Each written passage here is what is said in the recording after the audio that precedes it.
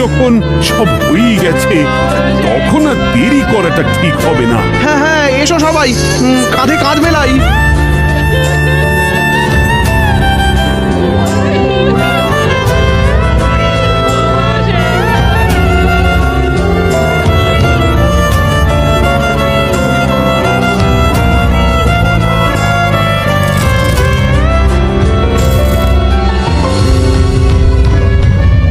ও, এই দৃশ্য কিনা শেষে আমাকে দেখতে হলো, কিন্তু তবু আমার খুব জানতে ইচ্ছে করছে বাচ্চারা থলি ভর্তি মোহর অলংকার সব ছড়াতে ছড়াতে যাচ্ছে কেন, আর গোপালের হাত দুটোই বা ঘাট থেকে বেরিয়ে দুদিকে ঝুলছে কেন? মহারাজ, আর একটা ব্যাপার কি আপনি লক্ষ্য করেছেন? কি বলো তো? গোপালের দেহ কারা কাঁধে করে নিয়ে যাচ্ছে? হ্যাঁ হ্যাঁ, ওই তো মন্ত্রী, সেনাপতি, জ্যোতিষী আর পণ্ডিত। আসলে গোপালের এই শেষ যাত্রা আমাদের কিছু শিক্ষা দিয়ে যাচ্ছে মহারাজ।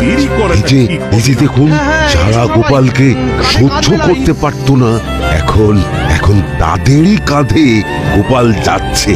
তার মানে শেষ পর্যন্ত কেউই কারোর শত্রু থাকে না, সবাই মান অভিমান ভুলে কাঁধে কাঁধ মিলিয়ে পার করে দেয়। তাই তো, এই দৃশ্য তো সেই কথাই বলছে।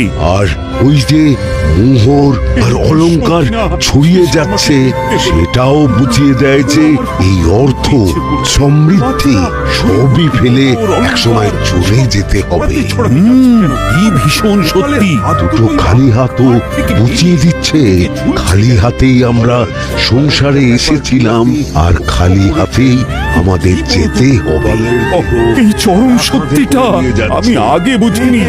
গোপাল, তুমি মরে গিয়ে আমাকে চরম শিক্ষা দিয়ে গেলে।